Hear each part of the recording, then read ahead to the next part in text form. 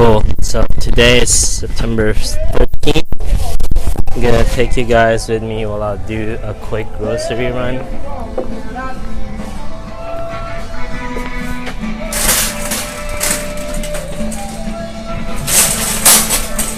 So Trader Joe's is our grocery of choice, mainly because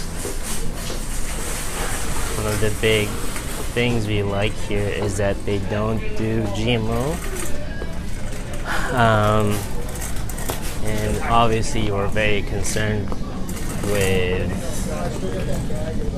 let me just check my grocery list real quick while I try to babble on here. So cantaloupes, apple pizza. Okay. What was I saying? So we try to do Trader Joe's because Trader Joe's has a pledge to not use any GMO products, at least on the products that they do stamp as theirs. She's like a mini J, she's like a little jogger. This one, hopefully this one sounds right. So here's the cantaloupe, potato biscuits, apples, and the prices here are pretty reasonable.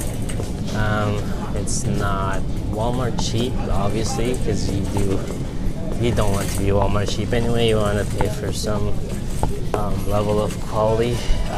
What they do, I think, is they portion it so that the pricing works to the size of the serving portions. So maybe it's $3. It's very affordable, but you don't get a ton of food like you would from Walmart, but you get a good amount of good quality food. So it's good. I haven't really checked, but I don't think there's a big difference for us buying here or buying directly from, say, Walmart. Maybe we'll be saving 10% of the actual grocery costs, but I wouldn't say it's that much. One thing that we really got hooked on here, which was great, is my son had eczema. We used to get a lot of this.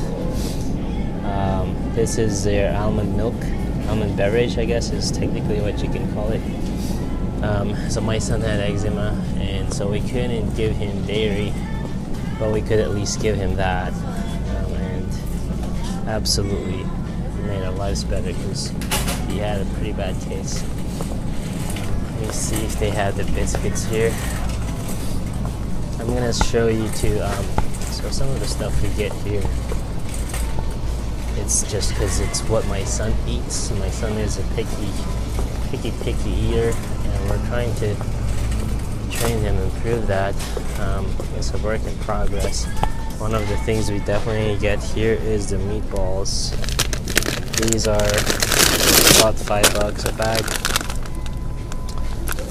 and benefit is it's pretty easy to cook. You could microwave, we do a toaster, just because my son likes it that way, but no biggie. So $5, and he can use that it serves his needs for quite a few days. I'm not used to doing the groceries, looking at a list and trying to do a video. Apologize for that. So we need some biscuits somewhere over here. There you go.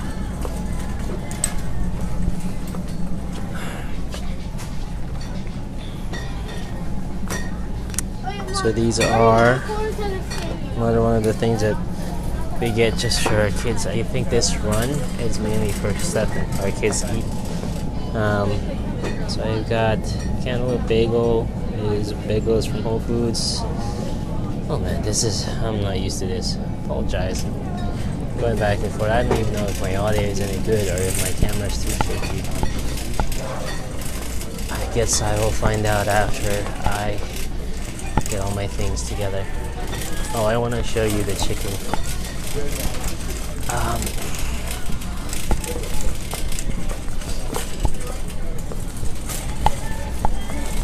We do have a good assortment of gluten-free, lactose-free kind of stuff. They have lactose-free ice cream.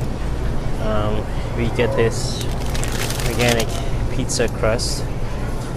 Now what this does is it lets us cook pizza at home really easy without having to. I mean, we used to do it with we would knead the dough.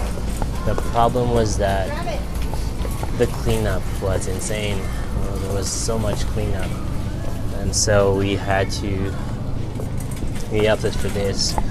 This way you just put it at 425 degrees in the oven, wait for about 20 minutes till it's done. I want to show you the chicken if there's not a lot of people there. So we try to get the chicken here. They do have ground beef, 80-20 lean, about $4. So you can see here, chicken is boneless chicken breast. This one is like $6. And that is about $2.69 per pound. So it's pretty good, and I trust that there's no steroids, no antibiotics and stuff like that. But what I do like even more than that is the whole chicken. I think, did you want to tuck in here? No, not this one. Was that the one? I guess that's the one. It's so it's a whole chicken. It's about $7. The price per pound is $1.29, and we get that, and we portion it out. We end up with 2 breasts, 2 wings, 2 drumsticks, and a lot of stuff for chicken stock. It's great. We've been doing that for a while, and it's actually why I learned to portion out chicken. The other thing we get too is cheese. I think we have enough. This goes with the pizza. It's not lactose free. This one isn't. There is one, but it's pretty expensive, and we've noticed my son doesn't freak out with this, so it's fine. This is the pizza dough, which we've used previously until we switched. It's not difficult to mix, but you still have to clean up after yourself for the flour. And it does spoil a lot faster, a lot sooner, because that's not this. Because this one, the crust is already pretty much, I guess, halfway cooked, I think. So yeah, that just helps it, makes it easier for us. Anyway, I want to make a hold off here. I'm just trying to get my thoughts together. So I did talk to. And this is an update on the salary discussion. So I talked to my supervisor today, which is 3 months late from my annual review. And it's not. It doesn't make you feel good that it is neglected this far, which is not. It wasn't a big deal before because I was hoping to lay low until we had some projects and money coming into the team. So I waited, but then afterwards, even when I asked for it, there was just a lot of delay. And you know, if you're running a team, you gotta make them feel that, hey, this is important because it is my family's livelihood. So I gotta keep that not personal. Right? It's a bit of a struggle because yeah, some of it is just didn't feel right. So we talked about it, and I asked, so after all, the review was done. It went pretty good. My performance was good. We went through, so that was done. We talked about, so what, if I may ask, what kind of salary adjustments do you anticipate? And he was just, I guess, plain dumb. He said he didn't really have a say in it, which is ridiculous. Honestly, I don't think that's just not believable, obviously. I asked if there was some kind of a standard. I just said the name of the office. Is there some kind of office minimum? Yeah, there's. I asked about an office standard, and they said there's an office minimum, basically cost of living adjustment, which was 3.5% if I remember right, which is nowhere near the actual rate of inflation.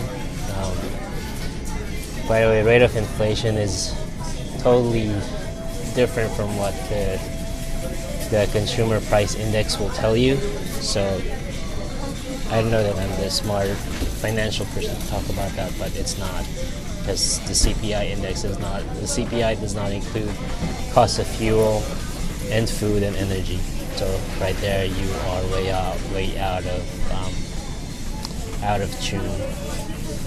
But so we focused on. Oh, sorry. So just the cost of living allowance adjustment that they mentioned that it's not going to work, and I kind of understand. So my coworkers talk to me about what salary increases they got, and it's just not even enough to keep up with their rent increase. It's pretty sad. I don't want to be in that same position, so I'm trying to be flexible here. I'm going to stay in the firm just because it makes it easy for me to do these little vlogs. But if the salary is pretty ridiculous, then you gotta face the reality. It's just not feasible anymore. So we'll see. Oh, by the way, I did a quick post today. It's about the name of the post is "How My Profession Is Dying."